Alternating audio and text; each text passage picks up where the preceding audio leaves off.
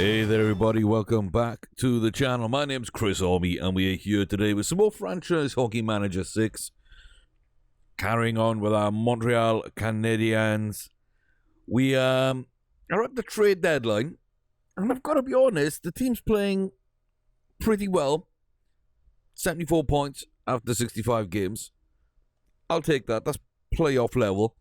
So yeah, we're in the mix, and that brings up a number of questions. Now, I did say if we were behind at this stage, if we were out of the playoffs, we'd probably start trading some players away. We had players like Thomas Tatar.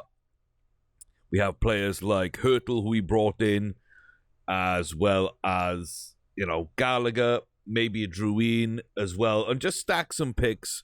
Get younger, get some prospect, get some picks, and rebuild for next season and beyond. Now, we already did make a couple of moves. So, now we do have John Gibson in net for this second season, because we did simulate the first one. This is year 2. We didn't make any moves in year 1. That was just our placeholder, sort of, this is what the team does. As well as that, we went out and got Dougie Hamilton. We've gone out and got Johnny Gaudreau. Elias Lindholm's come in. The team just looks good. I have put Nick Suzuki out wide and Lindholm inside, and that's mainly because of face-offs. I think we're better with Lindholm and Hurtle down the middle. Suzuki for now out wide. We have brought in some good young defenders, and we've got ourselves a decent core.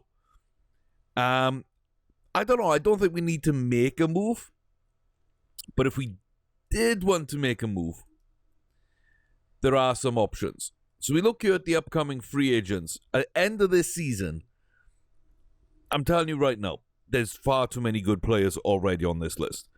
But goaltender is crazy. For some reason, the game is just not really wanting to keep good goaltenders. There were so many on the trade block earlier on in the season. There's so many so far that haven't been resigned. So someone like Carter Hart, phenomenal. Like 22, already a starting goalie, chance to become a superstar. They're not signing him.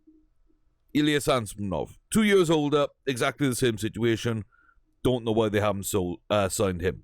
Binnington, very impressive recently. Still got 4 or 5 years at the top level at least. Hasn't been resigned. Vol can get there. Gustafsson can get there. Philip Gruber, been great for the Avalanche. 75 rating for Gustafsson, 73 for Gruber, 70s for Hart and Samsonov. None of them have been re-signed. And then you go down. You see Saros, Sam Skinner, Frederick Bluetooth Anderson, Montembeault.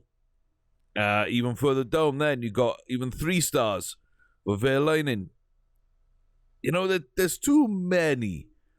There are too many. Laine, okay. Ovi, 35. I can understand that one maybe.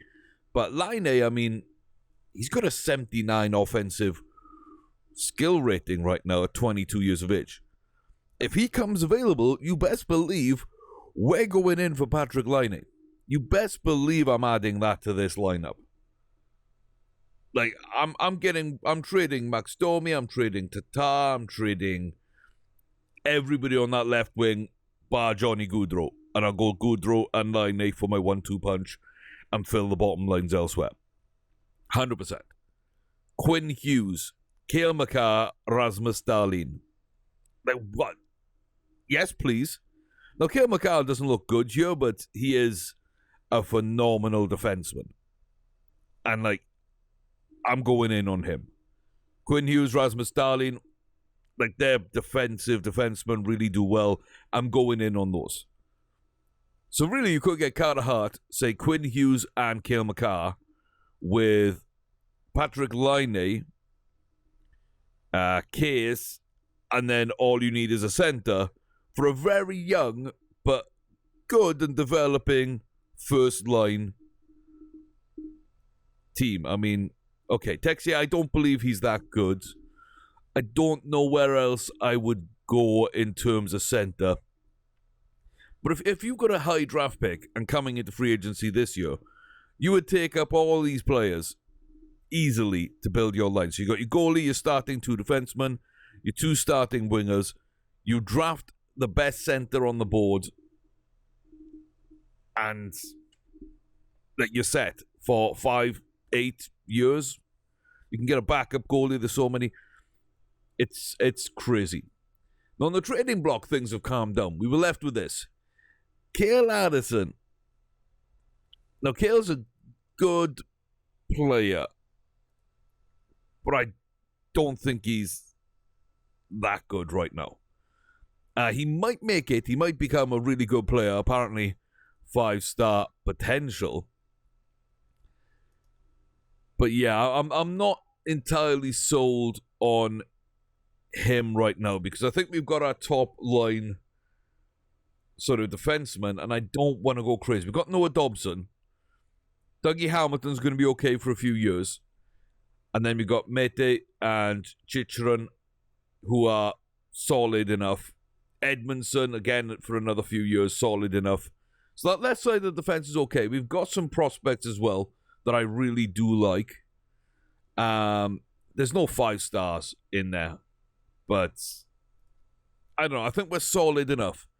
So we can add some more pieces in that sort of vein, moving down more to a Philip Broberg maybe. Chonic as well, I guess. I don't really see too much else there, though. So, honestly, if I was going to make a move right now, I mean, Addison is great, but offensive defenseman.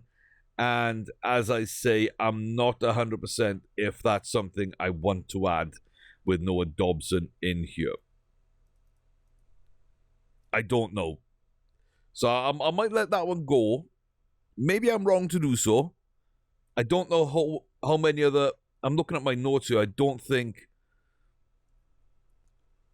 Well, Struble looks like he could be. Romanov looks 2-way. There's a couple of prospects we've got.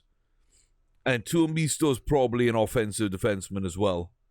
And Johansson's another 2-way. So we've got a few, but that might be another offensive defenseman. I just don't want to give up probably what that's going to take. Broberg, I think that's something I do want to add. Lundqvist, I could add as well, like the pair of them. But I don't have a scout report on Lundqvist, which is kind of making me sway away from that one. But Philip Broberg's the one I've actually sort of targeted here, because very high draft pedigree there, 8th overall. Of course, he went to Edmonton, and those first-round draft picks historically have not done well up in Edmonton.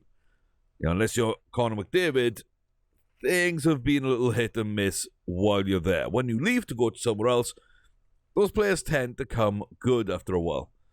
But I like the fact that he's not injury-prone. He's got so much development. The league says 3 extra stars of development. We think 2 stars of development. But he could be a solid sort of top 4 defenseman. Good physicality, solid defensive right now.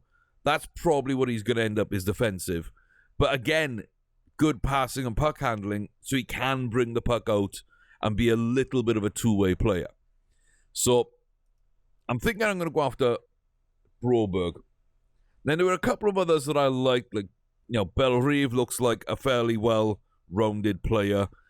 Could be a good bottom 6 center. Actually, can he...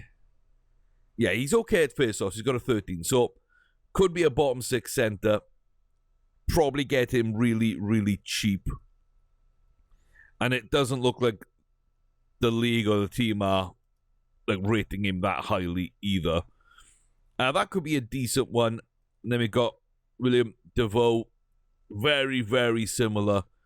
Just a little bit worse, I think. Just a little bit worse. And probably about the same price as Bellerive. So, yeah, there's Braden Gould. There's, you know, if you want some veterans, we could stack up on veterans. I really don't think we need to do that. And I don't think they improve our team either. The Colorado guys, I know quite well from other playthroughs that I don't like the way they turn out. If they do, Ranta's probably my favorite of the three.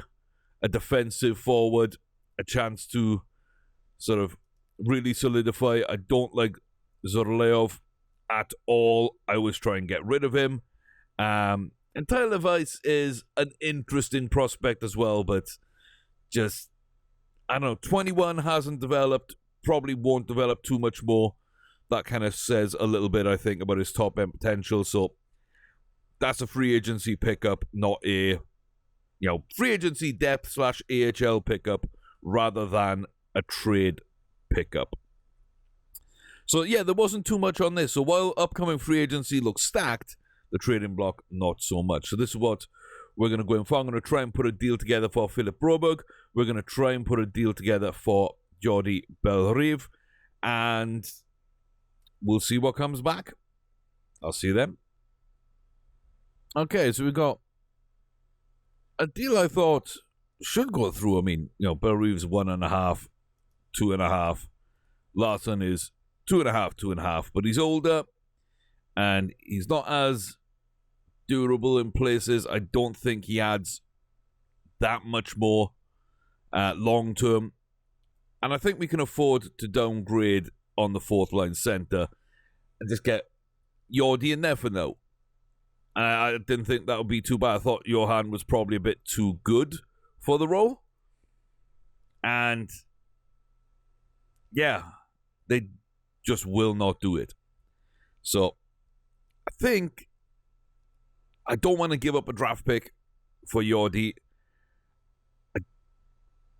I mean, I could give up Sparks, but look, even with Sparks and Larson, they don't want any part of that.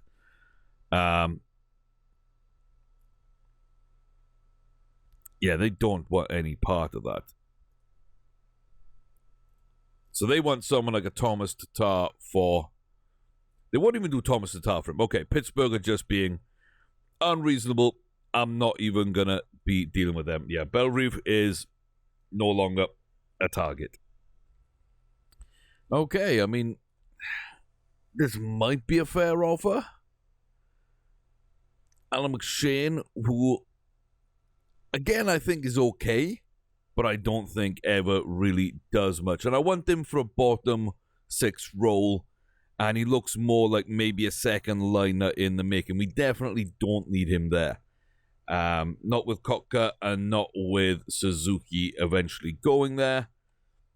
I don't think he's really got a place on our team moving forward. So, yeah. He's solid. He's not great, but he's okay. And then Ryan Poehling, I think, is just a solid, again, sort of middle six player who's probably not going to develop too much. I think he's peaked early. I don't think with his potential he's going to get that much better. I do think they're getting probably the better end of the deal here, but I don't mind doing it because I think Broberg would have more of an impact on our sort of as a top four defenseman in a couple of years than McShane would probably be out of the team and have to be traded away because there is not a spot, and Poehling would just be a middle six winger, which I think are easier to find than a middle pair defenseman. So, yeah, I think that's 100%. I'm a bit more confident on how I draft forwards as well over defensemen. So I'd be okay with this. It wouldn't be the worst deal in the world. So I don't really have picks to give up. I do have a couple of players I could give up alongside this. I'm not sure I want to, honestly. I'm not sure I want to. So, oh, yeah. Okay. So they want more. They want more back. I could give up Sparks. Lavoie, yeah, they're not going to give up those. Maybe something like a Moore or a Blue Mill. Or Pool Party. I mean, probably too much offense for a middle six player. Yeah, I know I need to think about this. Let me go scout out some of these players and figure out if any of them make sense. Otherwise, we might have to move on from Broberg. Yeah, so I think any of these three would be good for me. Any of these three. So if I could put in more, I'd be fairly happy with that. Blumel, I think's a good two-way player. Or might be a good two-way player.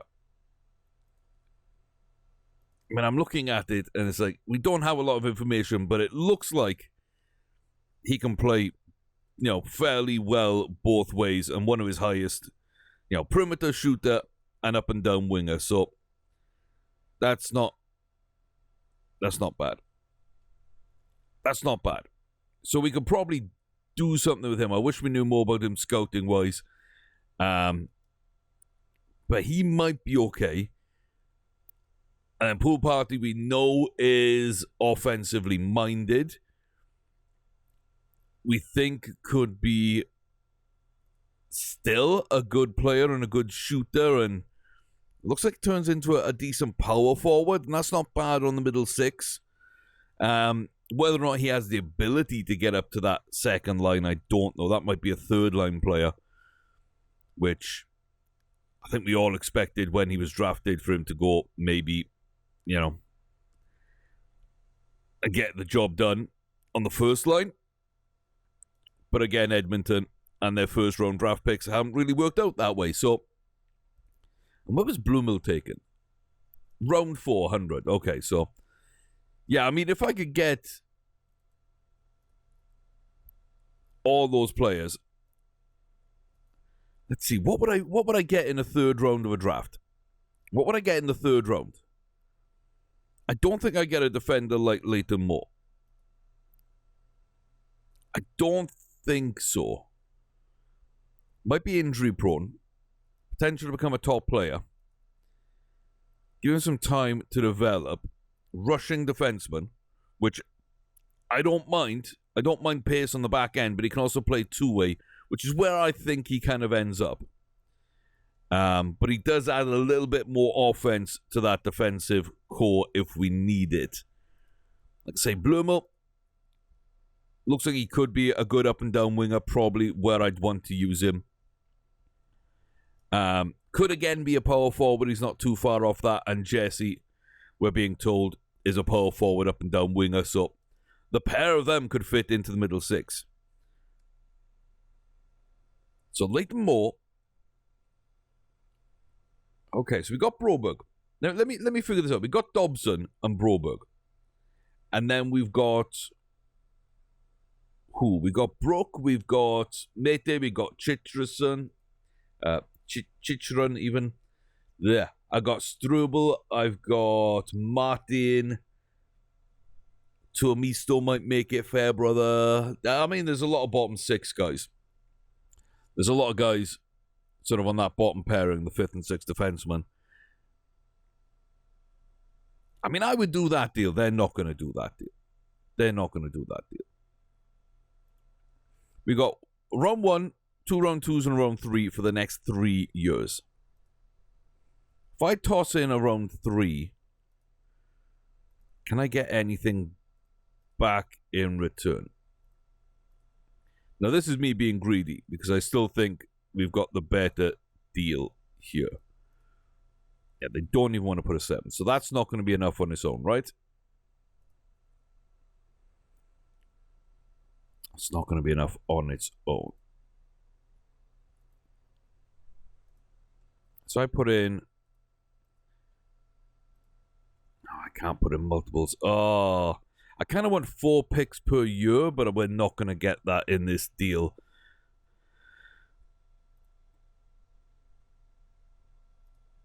Okay, we got Seattle's pick there.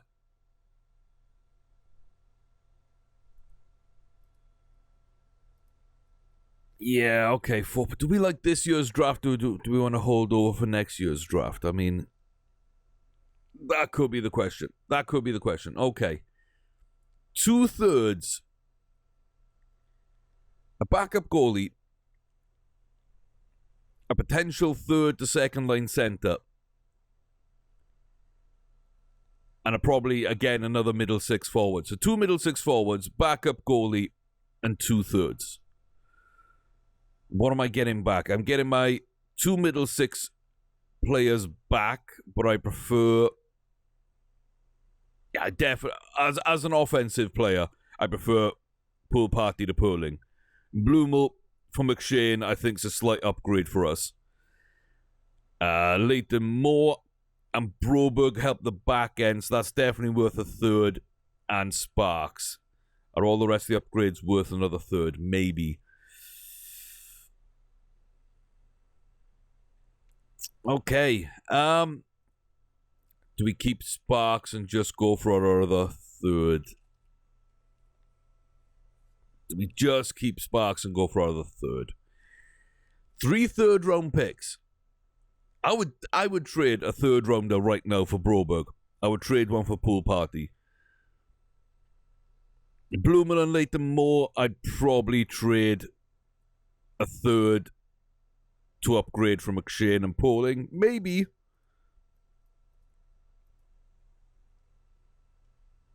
Yeah, I don't think we're going to get all these assets. Okay, so who do they really like in this deal? For just these 2, could I get the 2 defensemen? Possibly.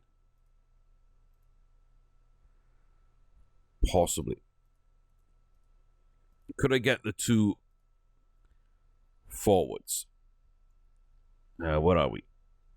Oh, we're in the wrong one. So I could possibly get the 2 defensemen for these 2.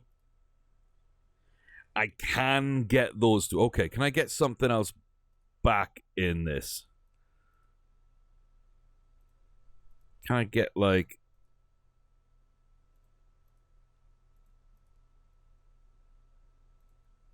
anything back?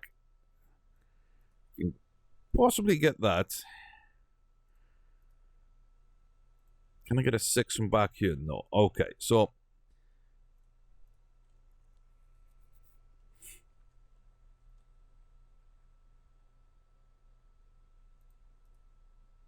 yeah.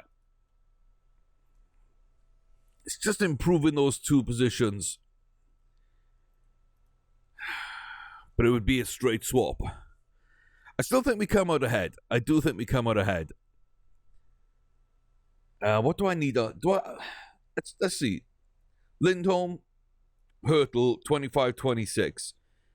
Kotkaniemi is in there. I can always bring Suzuki back over. We've got a couple of forwards that I don't know. A couple of centers I don't know if they'll work out. On the wing, I got Johnny Gaudreau's pure offense, no defense. I've got Max Domi and Thomas Tatar, who are decent but not great. Smirnoff and Poling aren't going to make it long term. Gallagher and Drouin are decent, but they're not game changers. Lekkonen might not make it. Caulfield I really like. So I've got... at the moment, if I keep things where I am, I've got... for right now, I've got Johnny Gaudreau, Elias Lindholm, and Thomas Hurtle. I've got 3 right there.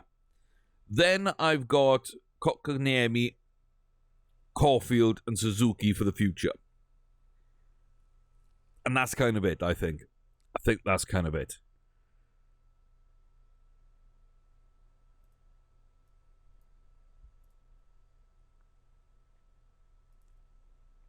I think we do that deal. I think we've got to do that deal there. Pool Party's a high upside, sort of high risk player, but I'm not losing anything I care about. We do need to call up another forward for this season. There is that.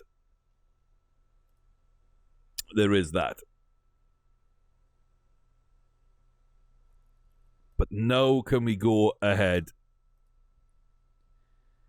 and get more and Broberg in a different deal? Where is Broberg?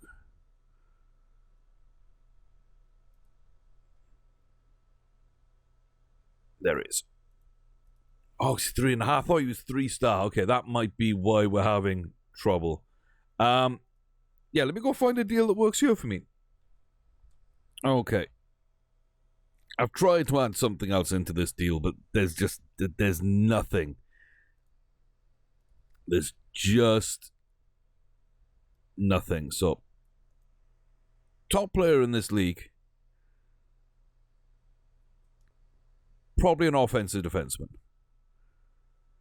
Broberg, good player in this league, probably a defensive defenseman or two-way defenseman. Leighton Ahak, good player in this league, probably a two-way defenseman. But I've got to believe that Broberg's better. I've got to believe that because of where he was drafted and how much tape I watched on Broberg, and how much I rated him going into that draft. And give up Malcolm Subban. Solid defensive player. Good goalie. Decent on the back end. Yeah, he's, probably the player he's always going to be. We have a player to replace him. Like, I think I definitely go with Broberg over Ahak. I think that's a small upgrade, but it's an upgrade, and I like that. So I'd probably go that for Broberg. And then Leighton Moore is an offensive left-handed defenseman who, that's something we don't really have a lot of. Maybe Struble. I think Struble might be a two-way player. I don't know yet. I don't think we've got that on the roster right now. Prospects, we might have one. Offensive defenseman, I think Dougie Hamilton and Dobson are offensive / two-ways on the right. So it does add in something I kind of like. So I do want to go that direction as well. And I think that's far more valuable to me than Malcolm Subban. But I'm giving up a third, and I don't like giving up a third-round pick. I don't like giving up a third-round pick. And I don't like giving them a goaltender who is really kind of good. I've got those two guys coming through, and we'd still be able to play Sparks as a backup who's pretty similar. Honestly,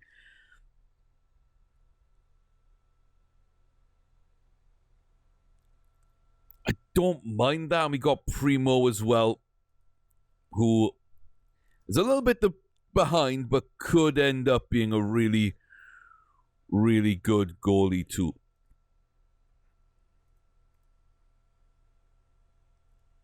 If I put Sparks in, do they like Sparks at all? I couldn't even put in a 7th before. Okay, I don't think I can get more than a 7th. I can't even get the 7th. We can't even get the 7th. So, would they do Sparks on that? Okay, so they 100% want Subban over Sparks. And I don't blame them for that. I just can't get anything back that I really want at all. They don't want to give up picks. Like, they won't even give up a random 24-year-old 2-star player. Who's like the worst player they've got? They won't give up a veteran either. So 26-year-old, 1-star, 1.5-star. Yeah, see, well, for them, this is their value. For them, it's Subban, Ahak, and a third for Broberg and Leighton Moore. And again, like I say, I think this is a pretty good deal for us. In terms of upgrading a defenseman, we can give up Subban without worrying. We're definitely improving the defensive core. We're getting much better, much deeper. The middle six looks good. When Edmondson and Hamilton go, we've got their replacements in-house.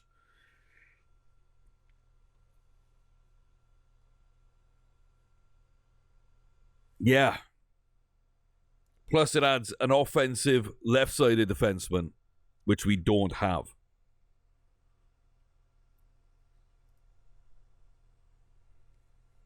Let me know what you think about these deals. I mean, I think the forwards for forwards was a no-brainer. I just don't like giving up the third. If I had a fourth or a fifth or something, I'd probably have thrown that in there instead. But since they won't give us back a seventh, either they value their draft picks supremely high, or they wouldn't have done the deal for anything but a third anyway. We're so close. We are so close. And I can't even take back a veteran and use up our payroll because the two guys who I would be bringing in would be someone like Louis Eriksson, who's no trade, or Travis Zajac, who's using a no trade. And then you only got 31. They're 3-star players. They're really good. Someone like Chierson would be something maybe, but they don't want to give him up. He's only 30. It's only $2 million. So I can't even take a salary dump back because they've got nobody in that category. And they've got nobody else who they're trying to trade away. And they've got nobody in here who I think would give us anything. So it's this deal or nothing. It's Malcolm Subban, Leighton Ahak, and a third to upgrade Ahak into Broberg. With deeper goalie, we can afford to give up Subban without taking much of a backward step at all. Add in a potential offensive left-sided defenseman, which we wouldn't get in the third round. Yeah, no, I'm talking myself into this one.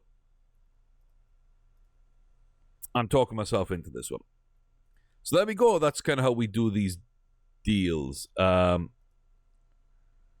Transfer summary. Yeah, we give up a little bit. We gain a little bit. Edmonton apparently gained a ton there.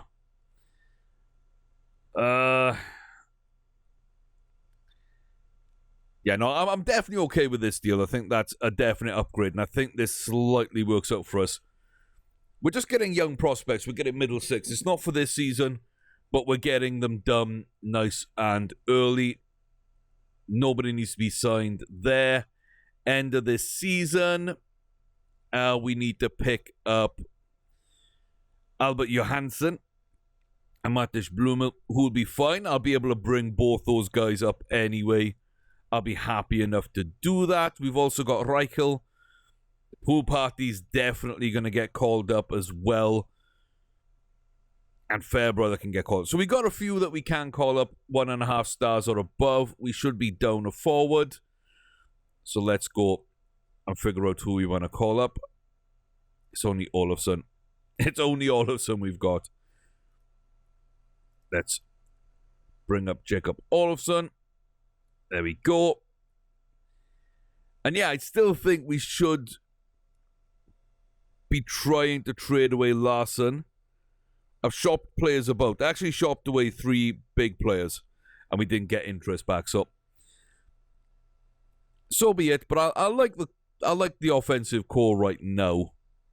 Like Lindholm, Goodrow. I like those players. Suzuki's doing okay. Domi, Hurtle doing quite well on that second line. Jonathan Drouin as well. More of an attacking line. We need to get some defensive forwards. That's kind of where I'm at. I don't like paying $5 million for Max Domi as a defensive middle six player. I don't like that at all, especially when Johnny Gaudreau is playing much better defensively. Well, not much better, but a little bit better defensively.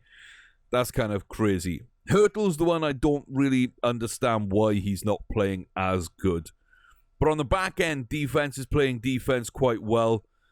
We just need to develop our defensemen. And the offense is playing okay, but not great.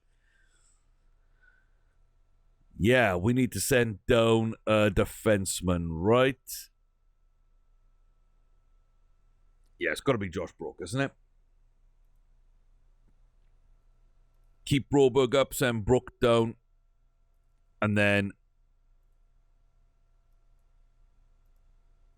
bring up Jordan Sparks. So there we go. Gibson and Sparks. Broberg comes in instead of Brook, who I think, they're very similar, but again, they're going to need some time. They're going to need a year or two, and we've got Edmondson for right now. We've got Pellick. We've got Hamilton. I want to keep Hamilton. Pellick and Edmondson, we can probably get rid of after this year. So we got room to bring people up. We definitely do have room to bring people up. We get rid of Thomas Tatar. We get rid of Larson. We get rid of Druin and or Gallagher, depending on who I'm bringing up. Because even then, we got Suzuki. We got Lekkonen, who's a solid middle six player. We got another player to come up. Caulfield will develop as well. Maybe move on to the third line. So yeah, I think we got assets.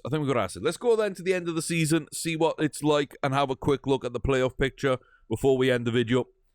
But no exciting trades today, but this is a lot of the grunt work that I wanted to show you, kind of how I approach things, why I do things in certain ways, and my thought process behind. So you can always refer back to this to see why I've made deals in certain ways that I haven't shown you.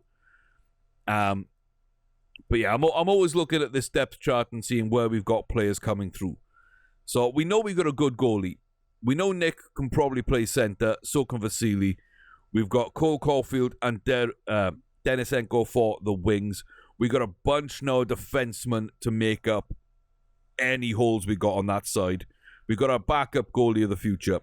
And then we start coming into middle six forwards, and bottom pair defensemen. So, as well as having good draft picks, giving up a third wasn't a bad idea. We're stacked on prospects anyway, but we add in something I really like. And next season, like I say, we're bringing up a few players and really doing some damage. So I'm okay with that. I'll see you at the end of the season, and we'll have a little wrap-up of what went on, and you can have your say on how you think the season has progressed, what we did right, what we did wrong, what we need to focus on, what we're good at, etc. So we'll get to it. Well, I changed my mind. So there's one more trade that I've been thinking of doing. And it's Thomas Tatar out for an upgrade, basically. So what I've done is I've taken little screenshots here of the other players' stats so we can see the offensive ratings and match them up. You can see defensive ratings, physical, mental, and the role ratings. So when we look at it, Thomas Tatar is a perimeter shooter, up and down winger, 14s. He's got a bunch of other decent roles, but those are his two best roles.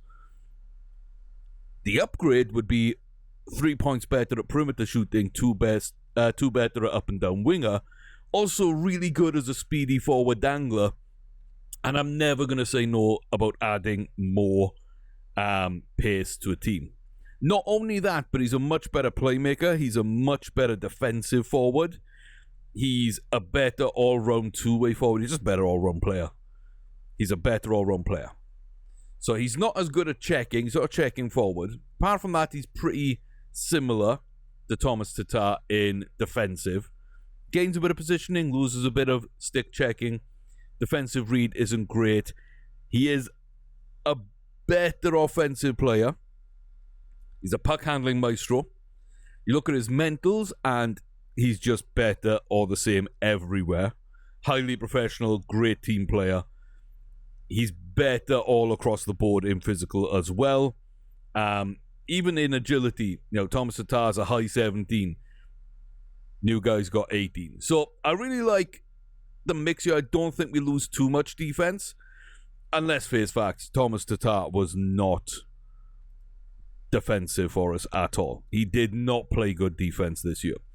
So getting rid of him and bringing in a new guy, I don't think is a bad thing at all. Really. And like I say, more positional flexibility. So it's a winger for a winger. We're getting younger. Instead of 30, it would be 22 years of age. And yeah, I don't mind Tatar. I think he's a decent player. But also, if we look at his contract, like 3.8 million for it's an average contract and it's an average player. But it's going up to 5 million for the next 4 years. So that's kind of what we've got to view him as. As a 30-year-old, getting worse, only a middle six, probably even a third line player next season at 5 million. That's not great. So why not go after Clayton Keller? I mean, 22 years of age, contract controlled. 7 more seasons. Yes, at 7 million, going up to 8.7 at the end of his contract. But basically, he's in that 7 million range for the next 5 to 6 years. He's just an absolute beast of a player. He's easily going to take over from Johnny Gaudreau when we want to move on there. He's easily going to be offensively productive. He can grow a little bit more. But as I say right now, that offensive category is just phenomenal. The physical, I really like. Professionalism, team player. What he does, I think it's a pure upgrade. What we've got to give up is another one of our third-round picks. Or I should say Seattle's third-round pick. And Jesse Ylonen, who could be okay and could make it, but he's 21 and he doesn't really look great right now. And yeah, he fills some good roles, but I wouldn't even put him on the fourth line really at the moment. I don't think he's ready. And I don't even think he'd succeed on the fourth line there. I don't think he'd do well in that bottom six. And I don't know. I think his upside might just be that of a third line winger. So it's not like we're giving anything up. So more or less a depth player plus a third with Thomas Tatar to get a young player who's in just moving towards God tier for me, Clayton Keller. Like, I think we've got to do that deal. Unless I'm missing something here on Jesse Ylonen, and I really don't think I am. So I think fourth liner, and he's not suited to that role, so maybe you reach and put him on the third line. Thomas Tatar, who's falling down to third line with a third rounder. 3 rule of threes right there for Clayton Keller on an 8-year deal. Oh my God, that's even with salary retained. Yes. I forgot about that because they'd be under the salary cap. So I had to retain salary, which is why I had to put Ylonen in there. Okay, why does that keep coming up? It flashes and then it disappears. Mind you, that's the least of my worries. If you look at the like the player picture, it's like totally broken, and we've never been able to fix that. So, like, why would we be able to fix this? Let me just remove him and add him back in. Where is Ylonen? There he is. See, and he is the worst prospect, which is why I put him in. I know we've got players like Blumel and Pulisijavi as well, pool party. Denisenko. I think first liner, second liner, second or third liner for Blumel. Wong is probably a second liner or first liner, second or third, like a nice another middle six winger in Reichel. I think our prospect pool's pretty deep on those wings, if I'm honest. So, yeah. Good defensive depth we added a bit earlier. We upgraded some forward depth. We've got great goalkeeper prospects. I think we're just in a really good place. Yeah, it's not showing up anymore. That's good. If I could get the pictures to show up, I think I need to go back to the main menu and do some weird stuff to get that going. I'm not prepared to do that. So, I wonder, can we actually... How much more salary can we get out of this? Okay, we can get them to pay half his salary. I mean, it's not really needed. If that's over the length of the contract, like it is in Out of the Park, that is fantastic. I seriously doubt that it is. I think it's just this season only, which, yeah, kind of sucks. But we can't get anything back in this deal, so we might as well get what we can, I guess. Let's just do that. Oh, so finalized trade. Clayton. Keller. Yes. Yes. Oh, that's much better. Max Domi can drop down to the third line. Keller can move on to line 2 behind Johnny Gaudreau. And then we've got Suzuki, Gallagher, and Drouin for our top 3 lines on the right, with Caulfield coming up. And then we've got Lindholm, Hurtle, and Kotkaniemi for the top 3 center lines. I'm very pleased with that. That is absolutely fantastic depth. Okay, so now we'll get on to the end of the season and do a little recap of where we're at and a look forward at the playoffs, but I had to get that deal in while it was a possibility. Okay, I just wanted to check Keller's contract. It does actually look like that 50% salary retention is for the life of the contract, which means he's only ever going to earn $4.35 million at his peak with us, which is disgusting. I mean, that is, that's on a par for me as 6.3 for Nate McKinnon. That is how good that contract is. That is the steal of the NHL right there. Okay. I'm okay with that. Now that I know that, I'm probably going to try and throw more into trades to get some salary reductions in other deals. Because Keller just became an absolute bargain and well worth that 3rd round pick. Okay, we are back at the end of the season. 97 points is not bad. That's above where I thought we would be. But we did add some good pieces in, so we have kickstarted this rebuild quite quickly. We weren't that far outside the playoffs last year. We're 44, 29, and 9, which is a pretty good record. Gotta say, the last little run in as well, 7, 3, and 2, that's pretty good as well. I mean, okay, the coach disagrees with me. He put Suzuki back at center and moved Lindholm back out to the right wing. I still think we'd be slightly better off the other way around, but I'm not really going to argue that. Keller, not happy right now with his ice time, but he did produce way better than Thomas Tatar this season.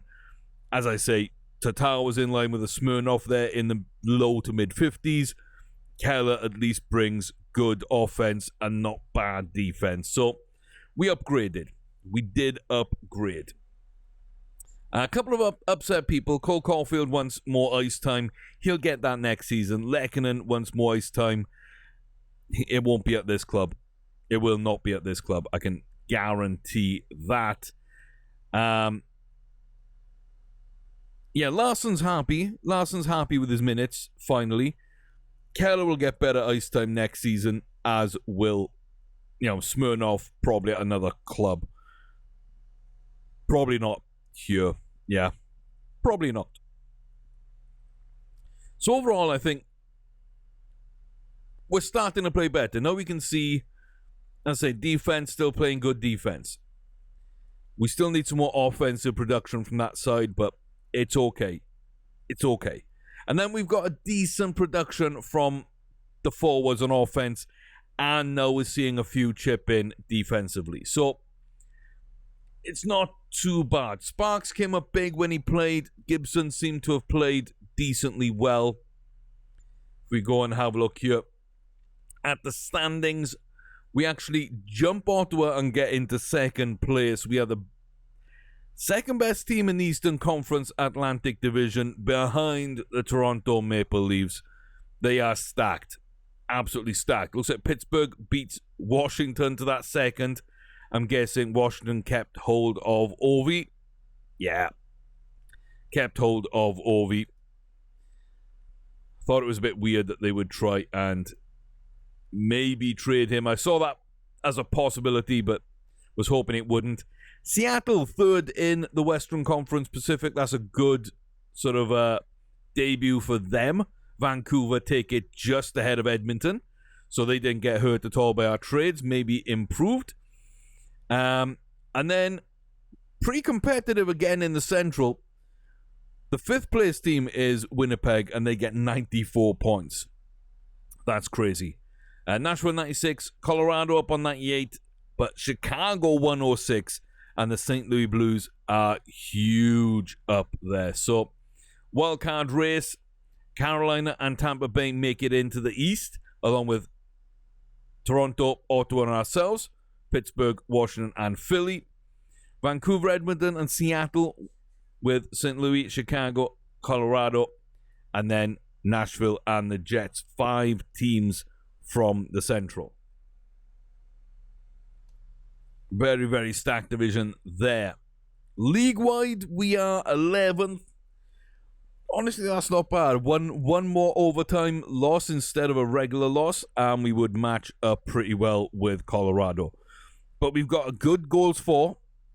In fact, there's not that many teams. There's like 4 or 5 above us in the entire league in goals scored.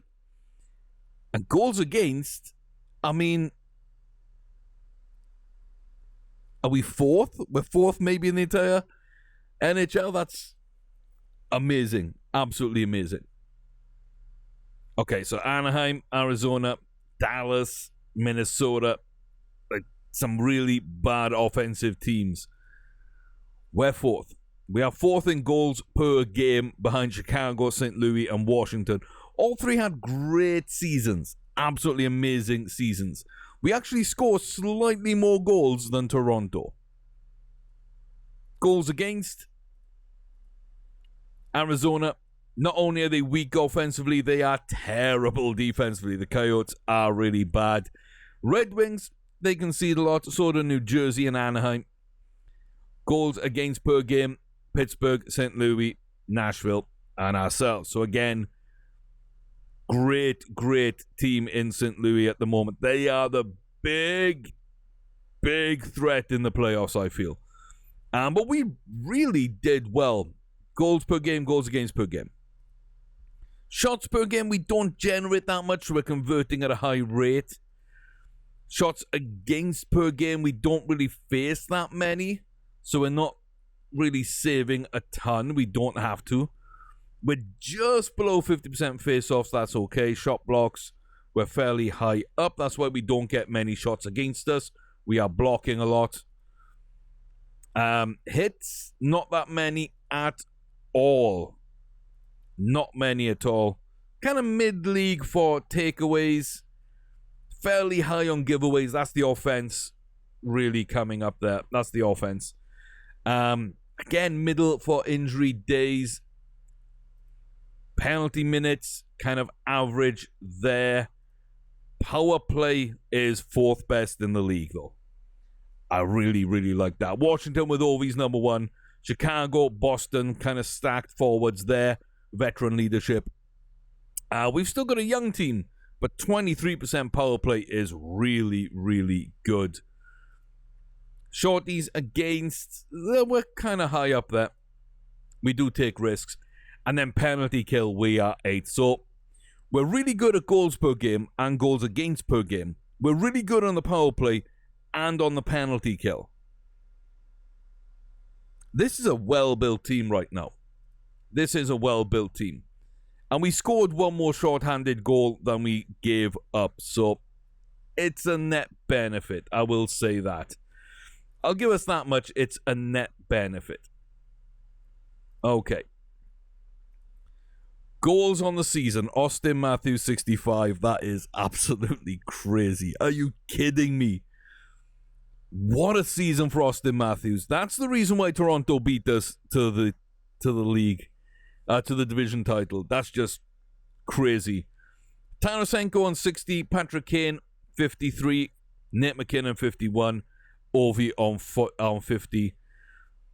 Assists. Cruz is on 71. Sid the Kid and Huber on 68. Connor McJesus, 67. Then Austin Matthews, Lewis Pettersson, Patrick Kane, and Ovi again up on 60. 127-point season for Austin Matthews. And in 77 games as well. He didn't play 5 games. And yet he's still 14 points above everybody in the league. McDavid's got some competition there. That is absolutely filthy. He is at Toronto. They are going to be our biggest rival in the division, in the conference, in the league. The battle for Canada, etc. It sucks that they've got someone so good to lead them out, and we are slowly building, but we are going to be playing catch-up. We don't have an Austin Matthews. The closest we'd have is 26-year-old Johnny Gaudreau, who is not going to be up there. So, we've got to build a good team to beat someone that's that level. Plus 46 is good enough as well. So it's plus minus. He's still third, tied with Tarasenko. Parayko, I love Parayko. And Schwartz, then St. Louis, as well as Tarasenko. O'Reilly, Braden Shen, Justin Falk. Like, that is stacked. They are just stacked. Most power play goals, Patrick Kane, 25, just ahead of Matthews. Power play points, Matthews just edges out Kane. Shorties, 3 for Roney. Okay. Yeah, he didn't really do much, but he got 3 shorties. Jamie Benn's there, Couturier's there, a few other players, not too bad. Short-handed points, Jamie Benn. Game-winning goals, Austin Matthews, of course, but then Dave Pasternak. Best shot percentage of people that have played, let's say, 40 games. And also shot the puck more than 200 times would be Austin Matthews. Beauvillier did well, only 185 shots, but yeah, Austin Matthews, 18.5, that is lethal. Absolutely lethal. I can't believe he's sustained that the entire season. Tarasenko, 17.2. Absolutely phenomenal. Zibanejad, 15.6. That's big for him. And Patrick Kane, Brady Tkachuk. You got Pascal Dubois and Jake Gensel. Not bad at all, then. Face-offs. I think I'll look somewhere else for face-offs, honestly. But it's gonna be McDavid, surely. No, Crosby. Crosby on 86 game rating. McDavid on 85. And despite putting up 127 points, Matthews is tied for 10th place on 75. Well behind those two. So, even though he had a phenomenal season, the game still doesn't think he had as much impact per game than quite a lot of players. Quite a lot of players. So you've got your 4 defensemen there. Theodore, decent. I mean, kind of holding its form from last season. Shane, I mean, it's a big season for him. He didn't have a full one last year, but that's big for him. Thomas Chabot had a very good season last year. Didn't kick on. Again, he's just kind of holding where he was. And Roman Josi had a very good season. Probably would have upped from last year if he played every game. McKinnon, very solid. Bit of a down year for him. Crazy to say. Panarin as well dropped 30 points. Barzal dropped points. Pettersson didn't get the 100, but it's a nice jump from him. McDavid, exactly the same season, more or less. 2 extra assists, 1 less goal. And Sid the Kid, just 1 difference in points. He went to assists rather than goals. So, very, very interesting. Now, the sad thing is I don't think we saw like any of our players in these lists because I think we're just team-based. Honestly, I think we are a team rather than individuals. And I kind of like that. Gibson won 30 games. Nowhere up there with Carter Hart and Matt Murray. Best goal against would be Binnington and Murray again. We are 13th, 2.68. That's not bad, but it's not game-changing. sadly, for the best goalie in the game. Matt Murray, back up there again. He's got to be... Oh my God, he's got to be the Vezina winner there. 926 save percentage, 209 goals against, 43 wins. Like, he's dragging Pittsburgh through to the playoffs. It's him and Sidney Crosby. That's about it. But again, we're okay. But we've kind of got the best goalie in the league in his prime, and yet playing at a league average. So I'd like to see him in top 5 for at least one or two of these, and we did not get there. So, okay, that kind of sucks. But the team as a whole played well. The team, I think, as a whole did play well. So, let's move on then. An extra couple of days, get to the playoffs and see the matchups as they line up. We've got to go one more day to actually generate the playoffs. I nearly always forget about that one. But let's see what our road to the Stanley Cup is going to look like. So, first off in the Western Conference, Winnipeg, St. Louis Blues. That's going to be a tough matchup for Winnipeg there. Colorado, Chicago, that should be a very good series. Chicago had a great, great season. But Colorado has weapons. That should be an absolute barnstormer there. Vancouver and Nashville. Nashville haven't played well in the regular season, but again, they're so good defensively. Vancouver are young.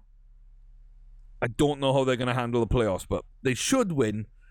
Edmonton, Seattle, the unknown, the brand new Emeralds in the league. They get to face off against McDavid in round 1. That should be interesting.